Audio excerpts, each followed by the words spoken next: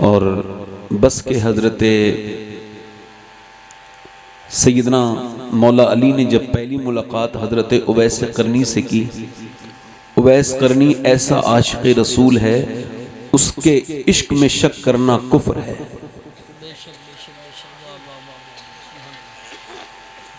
ऐसा जन्नती है जिसके जन्नती होने में आप शक नहीं कर सकते। तो जब उनकी पहली मुलाकात हुई तो हुजूर ने फरमाया था ना, मेरे लिए, मेरी उम्मत के लिए दुआ कराना। क्या फरमाया था? जरा बोलो, हल्के से बोलो, क्या फरमाया था? अच्छा, दुआ क्यों कराना? कोई खास बात? माँ का फरमाबरदार है। वाह वाह वाह वाह वाह वाह, सुभान अल्लाह। हजरत उमर और हजरत अली अरफात के मैदान में ढूंढते ढूंढते उनको मिले, तो जहां हज होता है, मगर वो हज का दौरानिया नहीं था। इसके अलावा वो एक पेड़ के नीचे बैठ के रो रहे थे सजदे में। ये आशिकों का हाल होता है। सुभान अल्लाह। अब वो जब रो रहे हैं तो ये पीछे बैठ गए दोनों, हजरत उमर और हजरत। तो हजरत अली ने पूछा क्या नाम है, तो पीछे नहीं देखा, अल्लाह का बंदा, अल्लाह का बंदा। तो कहा कि हजरत अली भी तो हजरत अली है ना। फरमाया अल्लाह के तो सारे ही बंदे हैं, कोई माँ बाप ने नाम भी आपका रखा है कि नहीं?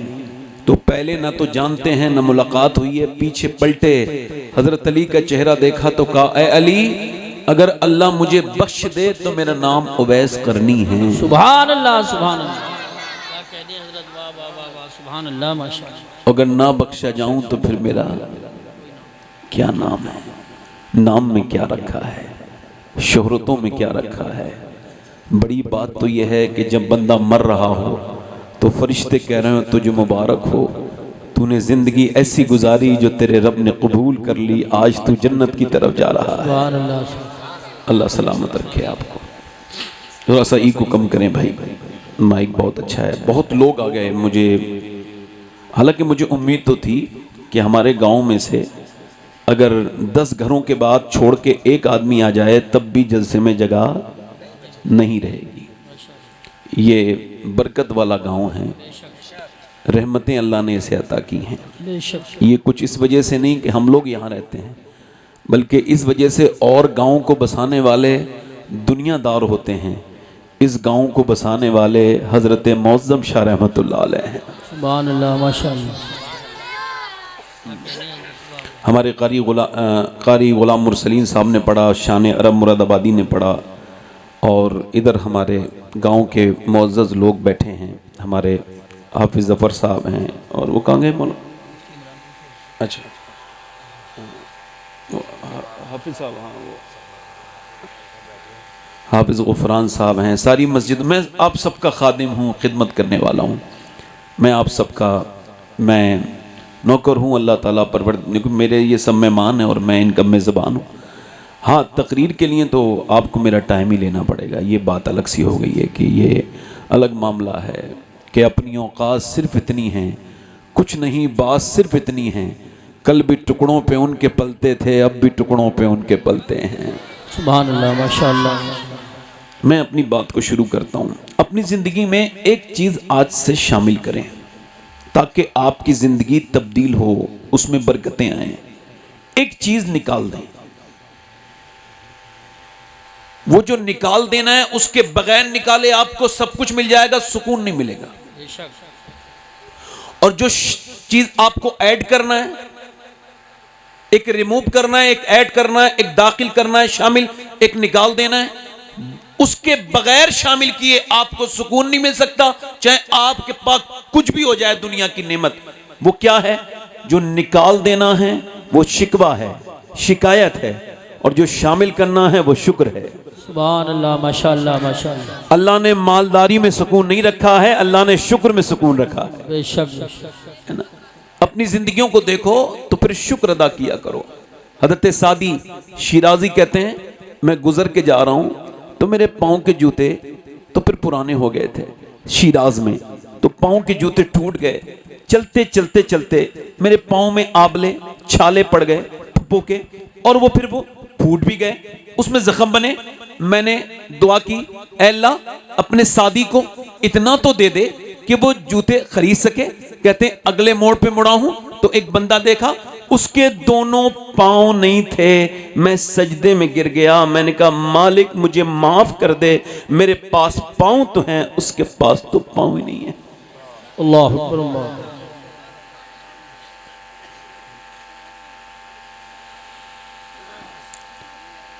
आप देखें पहले के लोगों पे नेमतें नहीं थी मगर शुक्र था। इतने खाने जितने आप और मैं खा रहे हैं हमारे बुजुर्गों ने कभी खाए होंगे? बोलो। 1930 में हिंदुस्तान में 50,000 लोग मरे थे भूख से। अल्लाह। आज खाने से लोग मर रहे हैं रोज। सही बात। पहले भूख से मरते थे, अब अक्सर 99% मौतें ज्यादा खाने की वजह से ही होती हैं। पहले ना पंखा है ना कोई एसी है। हमारे गांव में लाइट कब से आई है आपको तो खबर है। पहले रात में आती थी, कभी तार टूट गए तो फिर वो टूट ही गए। लाइटें नहीं थी ना उनके पास, हमारे बुजुर्गों के पास पंखा था। ये लाइटें जो हमारे घरों में हैं नहीं थी। आज आप टंकी से पानी पीते हैं, वो नल से पानी पीते थे। उस जमाने के लोग, उनके पास कपड़े इतने बेहतर नहीं थे जितने हमारे पास हैं, मगर एक चीज जो हमारे पास नहीं है वो उनके पास थी। जब कोई उनसे पूछता था क्या हाल है तो हाथ उठा के कहते थे अल्लाह का बड़ा शुक्र है। मगर आज का इंसान वो अपनी नेमतों को नहीं देख रहा है। सिर्फ आप ही नहीं जी रहे हो, अस्पतालों में लोग भी जी रहे हैं। जाकर के देखो मेरे भाइयों, अस्पतालों में देखो जिस वेंटिलेटर पे रखे हैं, जिनके गुर्दे खराब हो गए, जिनको डायलिसिस हो रहा है, वो भी एक जिंदगी है। जाओ दिल्ली एम्स में देखो, जाओ दिल्ली दूसरे अस्पताल में देखो, मुरादाबाद में देखो, जाकर के लखनऊ के पीजीआई में देखो, किसी को कैंसर डॉक्टर ने लिख के दे दिया है तो बड़ी दौलत है। मैं 4 अक्टूबर को गया था हैदराबाद, तो वहां एक साहब बोले वो आपसे मिलना चाहते हैं, एक साहब आपकी तकलीफ सुनते हैं। मैं कहा मेरे पास वक्त नहीं है। वो कहने लगे वो बड़े परेशान हैं आपसे मिलने के लिए। मैं कहा मेरे पास वक्त नहीं, मुझे जाना है। कहने लगे नहीं वो सैयद साहब चले, बीमार हैं। तो चूंकि बीमार को देखने जाना सुन्नत है, अब ये बात अलग है कि हम अब बीमार भी उसको ही देखते हैं, बल्कि अब तो लोग सलाम भी उसे ही करते हैं जिससे पहचानते हैं। जी जी जी जी, सही बात। हुजूर ने फरमाया कयामत की निशानी यह है कि लोग उसको ही सलाम करेंगे जिसे पहचानते होंगे। आज लोग कुछ लोग तो घमंडी लोग हैं, अल्लाह माफ करे, जैसे देख भी लेंगे तो सलाम नहीं करेंगे और बोलो तो अब उन्हें सलाम करो, अस्सलाम, ठीक हो, मतलब उसके गुरूर तकब्बुर को उसके रिलैक्स हो गया एकदम ये अंदर। हुजूर ने फरमाया जिसने सलाम में पहल की वो घमंड से बरी हो गया। सुभान अल्लाह। मौला अली ने फरमाया घमंड का चेकअप किया करो। बताऊं घमंड का चेकअप कैसे होगा? बताऊं? देखो आप सब मेरे गांव के हो, मैं हल्के से बुलवा रहा हूं आपसे, इसी वजह से थोड़ा सा एहतियात करो। मैं भी कर रहा हूं तो ऐसे ही बोलते रहो, जरा थोड़ा सा मुस्कुरा भी लिया करो। मुस्कुराने से जैसे आदमी अपनी बीबी के साथ मुस्कुराए तो झगड़े नहीं होते। बेशक है ना? बोलो बात गलत है सही है? अपने दोस्तों के साथ मुस्कुराए तो बाखलाक कहलाता है। अच्छा ये फिल्टर वाले मोबाइल खरीद रहे हैं नौजवान आजकल, मोटी नाक छोटी हो जाएगी, पहचानोगे नहीं। मोबाइल में जो मैं हूं यानी उसको भी खुद पता है मैं ऐसा नहीं हूं, मगर चूंकि दिल के खुश रखने को गालिब ये ख्याल अच्छा है, वो मोबाइल में अपनी नाक को छोटी करना, वो मोटी आंखें, वो सब फिल्टर। औरतें लाखों करोड़ों रुपया खर्च होते हैं, अरबों डॉलर खर्च होता है इस पर, ये कि औरतें खूबसूरत हो जाएं, कॉस्मेटिक पर, क्रीम पर, पाउडर पर, फेस वॉश पर। मगर ऑक्सफोर्ड यूनिवर्सिटी कहती है कोई भी, ऑक्सफोर्ड दुनिया की सबसे बड़ी यूनिवर्सिटी, वो कहती है कोई भी चेहरे को ग्लो नहीं पैदा कर सकती, कोई क्रीम, कोई साबुन, कोई फेस वॉश का। फिर कह लगे इंसान के चेहरे में 126 रगें हैं, मसल्स हैं, ये तभी एक्टिव होती हैं जब बंदा मुस्कुराता है, और ये मेरे हुजूर की प्यारी सुन्नत है। बेशक सुभान अल्लाह, सुभान अल्लाह। जल्दी बोलो भाई सुभान अल्लाह। मैं कहीं और जाता हूं ना, मेरी तकरीर सुन लेना, मैं कहीं और जाता हूं तो कहता हूं हमारे गांव में जब कोई सुभान अल्लाह कहता है तो अल्लाह उसको 90 नेकियां अता करता है। सुभान अल्लाह। तो क्या अब वो हिसाब नहीं चल रहा है क्या? सुभान आपको क्या लग रहा है सुभान अल्लाह कहने से कोई कमी आ जाएगी इज्जत में? अरे अल्लाह का जिक्र तुम यहां कर रहे हो, तुम चले जाओगे, आप भूल जाओगे। अल्लाह के जिक्र का यही तो फायदा है। अल्लाह के रसूल फरमाते हैं, जमीन का एक हिस्सा दूसरे हिस्से पे फक्र करता है, प्राउड फील करता है कि मेरे ऊपर कल एक ऐसा बंदा गुजरा था जिसने अल्लाह को याद किया था या बैठा था। कभी अपनी बाइक रोक के जंगल में नमाज पढ़ो, कभी कार रोक के नमाज पढ़ो, तुम भूल जाओगे मगर वो जगह तुमको नहीं भूलेगी। कयामत के दिन कहेगी मालिक इसे माफ कर दे, इसने वहां पे नमाज पढ़ी थी। ये वो वक्त है मेरे दोस्त मेरे भाई, अपनी जिंदगी में अब लेकर के आओ कि जगहों को गवाह बनाकर। हुजूर मुफ्ती आजम आलम रहमतुल्लाह अलैह ये वहां पर कचभुज के जंगल में जा रहे थे, तो इनके जो गाड़ी थी वो आपकी भटक गई। तो लोगों ने पूछा हुजूर हम क्या करें, गाड़ी हमारी भटक गई है। फरमाया मैं दुनिया में भटकने के लिए पैदा नहीं हुआ। का फिर का मेरे नसीब में लिखा था इस जंगल को गवाह बना के अल्लाह का जिक्र करना, मैं वही कर रहा हूं। नारे तकबीर, नारे रिसालत। मुस्कुरा के जरा बोलो सुभान अल्लाह। कुछ लोग मुस्कुराया, देखो मुस्कुराओ, वो जो लोग मुस्कुराते हैं ना उनके पास मेले लग जाते हैं, है ना। कभी मैं गांव में निकलता हूं, कभी खड़ा हो जाता हूं तो एकदम भीड़ लग जाती है। क्यों? चूंकि मैं मुस्कुराता हूं। मुझे पता है ये मेरे प्यारे हुजूर की सुन्नत है। जो मुस्कुराना नहीं सीखा वो दीन क्या सीखा है? कुछ भी नहीं सीखा। मुस्कुराना वो सुन्नत है। अनस इब्न मालिक कहते हैं एक आदमी आया, आकर के परेशान था, हुजूर की चादर इतनी जोर से खींची पीछे से कि सरकार की गर्दन पे निशान हो गया। यार ये कितनी बड़ी बात है। वो दोनों आलम के मालिक को मुख्तार, और अब अगर हमें कोई खींचेगा तो हम कैसे देखेंगे? एकदम पलट के और एकदम गुस्सा आ जाएगा। मगर वो फरमाते हैं हुजूर ने उसकी तरफ देखा तो मुस्कुरा के देखा, मुस्कुरा के देखा। जरा बोलो तो मजा लो इस हदीस का। हुजूर ने मुस्कुरा के देखा और कहा कैसे आए हो? देहाती आदमी था, बातचीत करना नहीं जानता था। रो के बोला मेरे बच्चे भूखे हैं, मैंने सुना है आपके पास कोई अगर भूखा आ जाए तो आप उसको खाली नहीं भेजते। हुजूर ने फरमाया दोनों पहाड़ों के दरमियान जितने मवेशी हैं, जितनी बकरियां हैं, सब तेरी हैं, जा ले जा। मेरा इमाम कहता है मेरे करीम से अगर कतरा किसी ने मांगा दरिया बहा दिए हैं, दुर्बे बहा दिए। सुभान अल्लाह, माशाअल्लाह माशाअल्लाह। बड़ी मेहरबानी बेटे। अभी मेहमान आएंगे तो पैसे देने, मुझे पैसे कोई ना दो, बैठ के बस सुन लो तकरीर, पैसे ना देना, बस बैठो। मेहमान आएंगे तो आप देंगे इंशाल्लाह। मैं तो आपके यहाँ का हूँ। अब मेरी बात सुनो, ध्यान से मेरी बात सुनना। मैं जो भाई आपसे अर्ज कर, तो ये आप ही सिर्फ दुनिया में नहीं रह रहे हैं, अस्पतालों में लोग हैं। तो वो मुझसे बोले चलिए। अच्छा मैं गया। हुजूर फरमाते हैं जब कोई बीमार को देखने जाता है ना मेरा उम्मती, हालांकि अब बेचारा गरीब मर भी जाए ना तो उसके जनाजे में लोग नहीं होते। मालदार तो जरा छींक भी जोर से छींक देना तो लोग आ जाते हैं, क्या हो गया भाई, क्या हुआ, दवा ववा ले लो, मैंने सुना है तबीयत खराब है। गरीब की लाशा निकल जाता है, गरीब के जनाजे में लोग शिरकत नहीं करते। कैसी मुनाफिकत है। मेरे आका फरमाते हैं मेरा उम्मती जब किसी का नमाज जनाजा पढ़ता है और इस नियत से कि अल्लाह राजी हो जाए और वो सच्ची नियत से अगर वो नमाज पढ़ ले तो फरमाते हैं अल्लाह उसके सारे गुनाहों को माफ कर देता है। अल्लाह के रसूल फरमाते हैं बीमार को देखने जाओ तो थोड़ी देर ठहरा करो। जरा जोर से तो बोलो सुभान अल्लाह। हुजूर फरमाते हैं जब कोई बीमार को मेरा उम्मती देखने जाता है, फरमाते हैं जब देखने जाता है और जब तक वो बीमार को देख के आता नहीं 70,000 फरिश्ते उसके लिए दुआए मगफिरत करते रहते हैं। सुभान अल्लाह, माशाअल्लाह माशाअल्लाह। बहुत अस्पतालों में जाओ तुम्हें अपनी मौत याद आएगी। जाओ तड़पते हुए लोगों को। मैं गया उसके घर में, बड़ा आदमी था हैदराबाद में, उसके घर में मर्सिडीज, BMW और जो है वो जैगवार, वो गाड़ियां जो लोग ख्वाब में देखते हैं उसके घर थी। बेहतरीन गाड़ी, बेहतरीन बड़ा बंगला। मैं अंदर गया, उसने सिर्फ सलाम किया, मुझे हाथ नहीं मिलाया। मैंने कहा ये क्या बात? मौलाना बोले बताएंगे। मैंने कहा भाई ठीक है, क्या बात?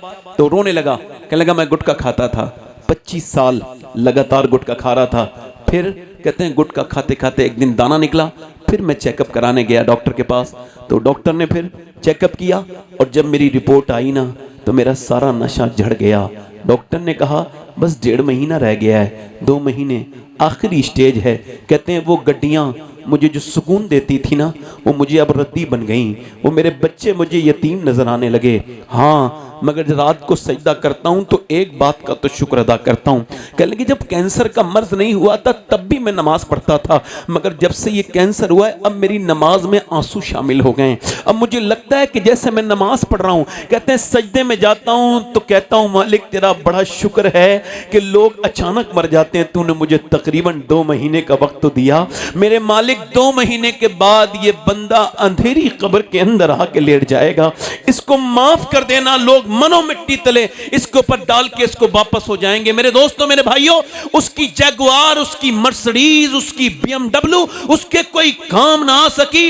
इसी वजह से मुझे अपने आका और रसूल की इस हदीस को जब से सुना है, मैंने अपनी उम्र की 30 साल के बाद इस हदीस को पढ़ा। अगर इससे पहले पढ़ता तो मेरी जिंदगी कुछ और होती। मेरे आका फरमाते हैं, मेरे सरकार, जिसके पास एक वक्त का खाना है, जरा मेरे साथ इसको आप दोहराओ, जिसके पास एक वक्त का खाना है। मेरे भाइयों, जेनेटिक शरीफ के लोगों बताओ, जिसके पास हुजूर फरमा रहे एक वक्त का खाना है और जिसको अल्लाह ने सेहत दी है, वो मालदार है, उसको शुक्र अदा करना चाहिए। वो मालदार है, उसको शुक्र अदा करना चाहिए। मेरे भाइयों, कभी एक आदमी अस्पताल में भर्ती हुआ, 90,000 का बिल आया, 80 साल का तकरीबन उसकी उम्र थी, बूढ़ा था और वो ठीक हो गया। उसको सांस लेने में कोई प्रॉब्लम थी, उसकी ऑक्सीजन लगा, ठीक हो गया। जैसी तबीयत उसकी ठीक हुई, बिल सामने देख के रोने लगा। डॉक्टर ने कहा पैसे ज्यादा लगते हैं? कहा नहीं नहीं नहीं, अल्लाह ने इतना दिया है, पूरा अस्पताल खरीद सकता हूं। कहा फिर रोते क्यों? कहा छोड़ो ना डॉक्टर,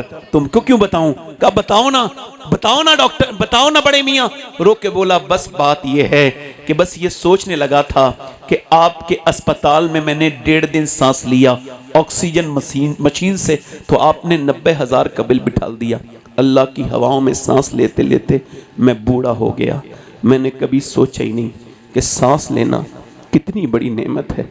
मेरे भाई, दौलत से तुम नींद नहीं खरीद सकते, दौलत से बिस्तर खरीद सकते हो, दौलत से नींद नहीं खरीद सकते। अल्लाह ने तुमको नेमतें दी। नौजवानों, तुम्हारी पास लंबी उम्र है और तुम मेरे यहाँ के रहने वाले हो। एक बात अपनी गांठ में बांध लेना, कभी शिकायत न करना, न गर्मी की न सर्दी की। अपनी शिकायतें करके हम खुद जलील होते हैं। मौला गौसुल आजम फरमाते हैं, सबको हाल बताओगे तो बेहाल हो जाओगे। मेरे साथ जरा इसको भी दोहरा लो, जिस सबको हाल बताओगे तो बेहाल हो जाओगे। हाल उसे बताओ जो हाल बदल सकता है, हाल उसे बताओ जो हाल बदल सकता है। मौला अली फरमाते हैं, परेशानी तो अल्लाह इस वजह से देता है कि बंदा सजदा करके उसके करीब हो जाए, मगर वो दुनिया में बता बता के जलील कर लेता है। इसको बताएगा, इसको बताएगा। जब तक अपनी परेशानी नहीं बताओगे, तुम्हारी इज्जत तुम्हारी मुट्ठी में रहेगी, और जब बता दोगे तो मसला फिर तुम्हारे हाथ में है। अपने गम को छुपाओ, गम सबको ना बताओ। पेट सबको नहीं दिखाया जाता, पेट को सबको नहीं दिखाया जाता, गम सबको नहीं सुनाया जाता। और एक बात याद रखना, अगर मालदार और खुश होना चाहते हो तो ये बात जो बयान कर रहा हूं, इसको दिमाग में रखो। शुक्र शुरू करो। क्या करो? शुक्र। क्या शुरू करो? बोलो जल्दी बोलो। और शुक्र से पैसे बढ़ते हैं, किसी मियाँ के ताबीज से बढ़ते हैं, ये मैं को कंफर्म नहीं बता सकता। हालांकि मैं भी मियाँ हूँ, आप तो सब जानते ही हो, मगर ये मियाँ लोगों ने बड़ा मामला घपला कर दिया। अल्लाह माफ करे। रब से दूरी बना दी लोगों की। देखो, जब मैं कोई ऐसी बात कहूं तो किधर दिमाग ना लगाना अपना, बहुत दिमाग लगाते हैं हमारे गांव के लोग। मैं कॉमन बात कर रहा हूं। अल्लाह माफ करे, मैं इस मिंबर पे मैं अगर किसी के बारे में जानबूझ के कोई बात करता हूं तो मैं आपसे मैं कसम खा सकता हूं, किसी भी तरह की बात नहीं, मगर बता रहा हूं कि इस तरफ ना जाओ कि जब तुम्हें प्रॉब्लम आए तो किसी मियाँ के ताबीज के पास जाओ। नहीं नहीं, ये कोई फालतू बात है, इससे बचो।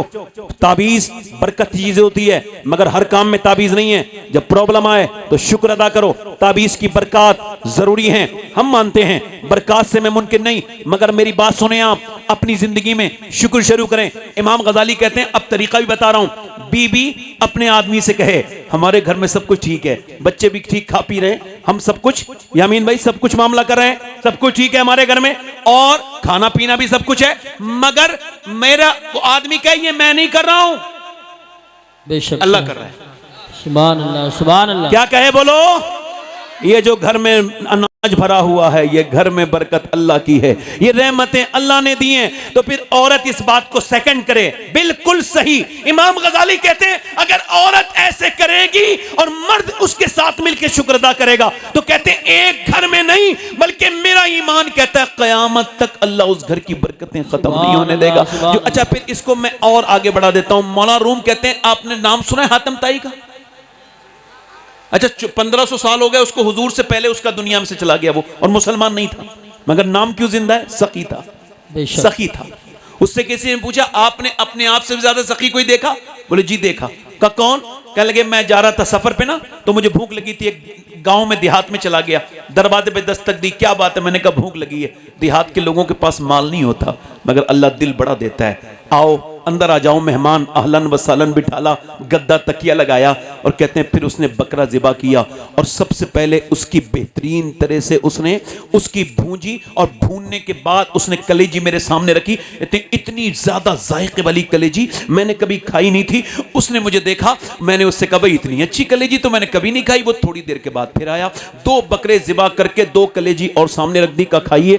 वो उससे बेहतरीन भुनी हुई थी। मैंने कहा ये तो पहले से ज़्यादा अच्छी है, ये तो पहले से अच्छी ज्यादा बुनी हुई है। कहते हैं उसने मुझे देखा और देखने के बाद कहा ठीक है। सुबह वो आया तो उसने फिर 2 बकरे की कलेजी मेरे सामने रखी, मगर हाथ जोड़ के खड़ा हो गया, कह लगा आप तारीफ मत करना, बस खा लो। का क्या मतलब? का हमारे यहां जब कोई मेहमान तारीफ करता है तो इसका मतलब ये होता है उसे और चाहिए। जैसे कोई कहता है बिरयानी अच्छी लग रही है और ले लो, कोई कहता है ये खीर अच्छी लग रही है और ले लो। कहते हैं अब इसका मतलब ये है कि आप तारीफ ना करें, चूंकि आप तारीफ करेंगे तो मैं शर्मिंदा हो जाऊंगा। कहा क्यों? कहा जितने बकरे थे सब मैंने ज़िबा कर दिए, अब मेरे पास कुछ बचा नहीं, अब तारीफ मत करना, खा लो। मौलाना रूम कहते हैं इसका मतलब साफ है, इंसान की तारीफ करे तो इंसान का दिल भी करता है और दे और दे, मगर इंसान एक दिन कहता है बस भाई हो गया, मेरे पास अब नहीं है। मगर अल्लाह के खजानों में कोई कमी नहीं है, तुम उसका शुक्र अदा करते जाओगे, वो तुम्हें नवाजता चला जाएगा। लाइन शकरतुम लाज़ीदन्नकुम, तुम शुक्र करो वो नेमतें बढ़ाता चला जाएगा। नारे तकबीर, नारे रिसालत, नारे हैदरी, नारे गौसियत, मसलके आला हजरत, फैज़ान आला हजरत, अज़मत मुस्तफ़ा कॉन्फ्रेंस, हज़रत अल्लामा सैयद शबाहत मियां साहब क़िबला। ज़बान काट लेना, मगर ये ना कहना गर्मी बहुत हो रही है ना। ये बताओ गर्मी कौन करता है? तो जो गर्मी पे एतराज करता है वो किस पे करता है? एक बार हवा मदीने में तेज चली थी, एक सिहाबी ने बस इतना कहा हवा तेज चल रही है। हुजूर ने फरमाया ऐसे ना कहो कि हवा तेज चल रही है, बल्कि यूं कहो मेरा रब चला रहा है तो हवा तेज चल रही है। सुभान। अपनी जिंदगियों में शुक्र शामिल करें। और मैंने जो आयत पढ़ी है उसका तर्जुमा करता हूं। ए बेटा मोबाइल ना देखो, सीधे नीचे को बैठ कर दो। बिल्कुल, जो चीज मुझे आपसे गुजारिश है सब लोगों से, थोड़ा सा ध्यान दें। अच्छा, ये मोबाइल भी बीमारी बन गया आजकल जी। हाँ, बाथरूम तक में नहीं छोड़ रहा है आदमी, लेटरिन में लेके जाता है। हंसना नहीं हंसना नहीं। देखो मोबाइल में आपको दिखाऊंगा नहीं, कारी साहब अपना मोबाइल दे दो। आप एक बात समझा रहा हूँ आपको, नौजवानों को। ये मोबाइल जब मैं खाना खाता हूँ तो अलग रख देता हूँ। हालांकि बच्चों को जो खाना खाते खाते बच्चे मोबाइल देखते हैं, उनके बारे में ये रिसर्च है कि मैदे के मरीज़ हो रहे हैं, यहाँ तक के उनको लीवर का कैंसर तक हो रहा है। वो बच्चे जो मोबाइल देख के, चूँकि ये सही का खाना चबा नहीं पाते और खाने पे ध्यान नहीं देते, तो खाना लगता भी नहीं।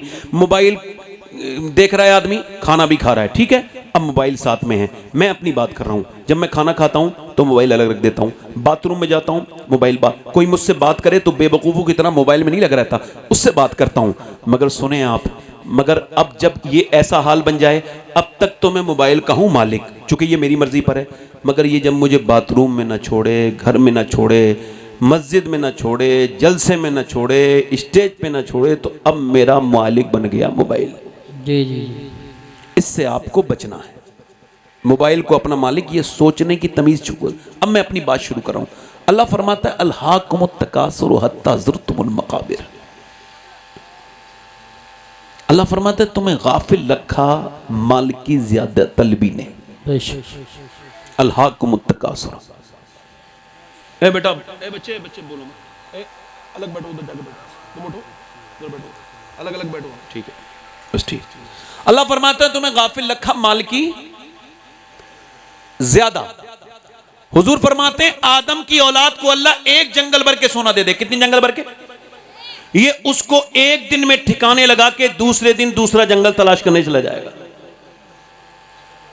हुजूर फरमाते हैं उम्र बढ़ती है, और हुजूर फरमा रहे हैं मगर 2 चीजें जवान होती हैं। बताऊं कौन सी चीजें? दो उम्र के साथ 2 चीजें जवान होती हैं। उम्र में इंसान बूढ़ा, मगर 2 चीजें जवान। फरमाते हैं एक तो पैसे की ख्वाहिश, दूसरा जीने की तमन्ना और आरज़ू।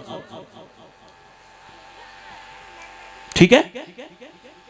अल्लाह क्या फरमाता है? तुम्हें गाफिल रखा माल की ज्यादा तलबी ने, ज्यादा तलबी ने।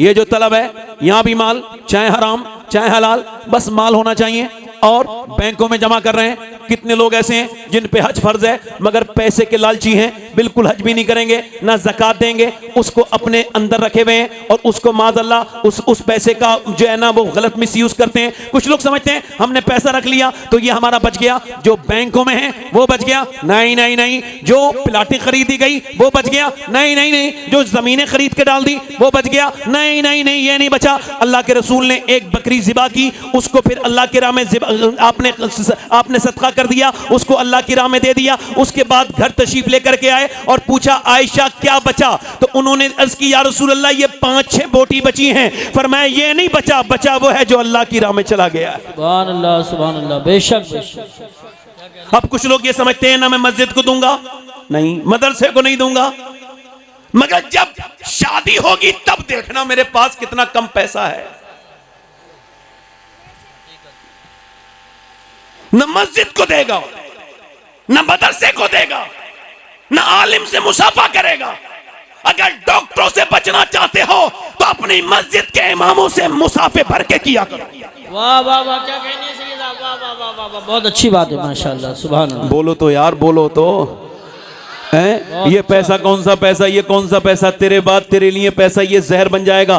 तूने पैसा कमाया, अब अल्लाह फरमाता है अल्हाकुमुत तकासुर हत्ता ज़ुरतुमुल मकाबिर, तुम्हें गाफिल रखा माल की ज्यादा तलबी ने, हत्ता ज़ुरतुमुल मकाबिर, यहां तक कि तुमने कब्रों के मुंह देख लिए। कहां चले गए बोलो, कब्रों के मुंह देख लिए, यहां तक कि तुमने कब्रों के मुंह देख लिए, यानी कब्रों में चले गए। अब वो आगे बात करता है, आगे इरशाद फरमाता है, अल्लाह फरमाता है कल्ला सौफा तालमून सुम्मा कल्ला सौफा तालमून, फरमाता है कि हाँ हाँ जान जाओगे, हाँ हाँ जल्द जान जाओगे। फिर फरमाता है सुम्मा कल्ला सौफा तालमून, फिर हाँ हाँ जल्द जान जाओगे, यानी बात एक ही है। और देखो 2 बार कह रहा है, इधर कान खोल के मेरी तरफ देखो, अल्लाह कितनी मर्तबा कह रहा है, 2 बार, बात एक ही है मगर 2 बार। कल्ला सौफा तालमून सुम्मा कल्ला सौफा तालमून, हाँ हाँ जान जाओगे। फिर कहता है सुम्मा कल्ला सौफा तालमून, सुम्मा का मतलब है फिर, यानी मैं इसको ऐसे समझ लीजिए, मैं तुमको बता रहा हूं फिर बता रहा हूं, समझे, फिर बता रहा हूं। अल्लाह फरमाता है कल्ला सौफा तालमून सुम्मा कल्ला सौफा तालमून।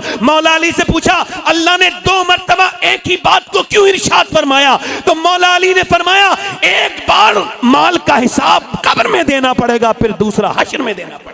क्या बात है, सुभान अल्लाह सुभान अल्लाह, माशाअल्लाह। जवाब नहीं, बहुत अच्छा अच्छा। एक बार जल्दी बोलो, इधर बोलो, जल्दी बोलो। अब आप ये भूल जाओ मैं आपके गांव का हूं, आप समझो मैं तकरीर करने वाला हूं, बस आपसे मेरा अभी रिश्ता यही है, बस जरा जोर से बोलो सुभान अल्लाह। भूल जाओ कि मैं कहां रहता हूं, मैं कौन हूं, मगर मेरी तरफ देखो, गौर करो, मेरी तरफ देखो, गौर करो। अल्लाह फरमाता है कल्ला सौफा तालमून सुम्मा कल्ला सौफा, हाँ हाँ जान जाओगे, इंसान ऐसे छोड़ा नहीं जाएगा। तुम क्या समझते हो? अब अच्छा आप मुझे बताओ, मैं आपसे पूछना चाहता हूं, हो सकता है ये मेरी जिंदगी की आखिरी तकरीर हो, कोई इसमें कोई बात तो नहीं, कोई बात नहीं है ना, हो सकता है। हुजूर फरमाते हैं हर नमाज को आखिरी पढ़ो, और गौसुल आजम फरमाते हैं अगर आखिरी समझ के ना पढ़ोगे ना तो मुर्गे की तरह ठोंगे मारोगे। जी बेशक। कुछ लोग ऐसे हैं बेचारे पूरी जिंदगी नमाज पढ़ने गए, अभी बीबी से बात करने का सलीका नहीं सीखे, इमाम उनसे नाराज, और दूसरों का नमाज नहीं पढ़ने देंगे, किसी का हाथ देखेंगे, किसी का पैर देखेंगे। कुछ तो इतने खूसट बूढ़े होते हैं, जब ये कहीं के नहीं रहते हैं तो मस्जिद में जाके खुराफात करते हैं। मैं किसी को कह नहीं रहा हूं, जो ऐसा करता है उसे कह रहा हूं, जायज बात है। कोई बच्चे मस्जिद में आ जाएं तो मारते तोड़ते हैं उन्हें, बिल्कुल यही तो है भोंडे लोग, ये जहां जाएं। अब सुनो मेरी बात, गौर करो, आपसे मैं कह रहा हूं, मेरी बात ध्यान दें, आप गौर करें। हो सकता है ये मेरी जिंदगी की आखिरी तकरीर हो, बोलो, कह दो, हाँ कह दो, हाँ कह दो, हो सकता है। अगर ऐसा हो सकता है तो ऐसा भी हो सकता है मेरे भाइयों कि यहाँ कोई बंदा आखिरी तकरीर सुनने आया हो। जी बेशक, बहुत अच्छा पैगाम हो सकता है ना, बड़ी नसीहत हो सकता है। अच्छा कभी देखा है तुमने जनरेटर शरीफ में, आपने कोई बेनमाजी जब मरने वाला था तो फरिश्ता आया था उसके पास और कहा कि भाई बेनमाजी हो जहन्नम में जाओगे वरना तौबा कर लो, कभी कहा? नहीं। कभी कहा? बोलो, कभी कहा? किसी बेनमाजी से हुजूर फरमाते हैं बेनमाजी जब मरेगा इतनी प्यास लगेगी, इतनी प्यास लगेगी कि 7 समंदरों का पानी भी पी ले तब भी उसकी प्यास नहीं बुझ सकती। 7 समंदरों का पानी पी ले और वो दुनिया से जब जाएगा तो जलील होके मरेगा, जलील होके मरेगा, जलील होके मरेगा। और जब उठेगा तो मुसलमानों के साथ नहीं उठेगा, ये कान खोल के सुनना, ये बल्कि उठेगा फिरौन के साथ, नमरूद के साथ। अब जो नमाज में मेरी बात सुन रहे हैं आप, नहीं जो नमाज नहीं पढ़ते हैं उनके बारे में आप बताऊं मैं आपको, जो नमाज छोड़ देता है अल्लाह के जिम्मे करम से निकल गया। जिसने नमाज छोड़ा उसने दीन को ढा दिया। जो नमाज नहीं पढ़ता, अब मेरी तरफ गौर करें और तवज्जो करें, मेरी तरफ गौर करें। मगर आज तक किसी बेनमाजी से मौत ने कहा कि तौबा कर ले वरना मर जाएगा, और यूं ही अगर मर गया तो जहन्नम में जाएगा। कभी ऐसे किसी आदमी से सूद खाने वाला जब कयामत के दिन खड़ा होगा तो उसका पेट उसको गिरा देगा। पेट बड़ा होगा, जिस्म छोटा होगा, पेट उसका जो उसका तवाजुन, उसकी तोंद बिगाड़ देगी। ये खड़ा होगा, बैठेगा, खड़ा होगा, गिरेगा, गिरेगा, खड़ा होगा, गिरेगा, खड़ेगा, यही तक होता रहेगा। अहले महशर पूछेंगे ये कौन है तोंद वाले, पूरे मैदान में तोंद वाले हैं, इनकी पेट बड़े बड़े हैं, ये कौन जलील लोग हैं? तो फरिश्ते कहेंगे ये सूद खाने वाले हैं। अब सुनो, सूद खाना अपनी मां के साथ जिना करने से बुरा काम है, मगर आज तक किसी ने कहा, मौस ने कभी कहा मौत सूद खाने वाले से तौबा कर ले? कभी कहा? बोलो कभी कहा?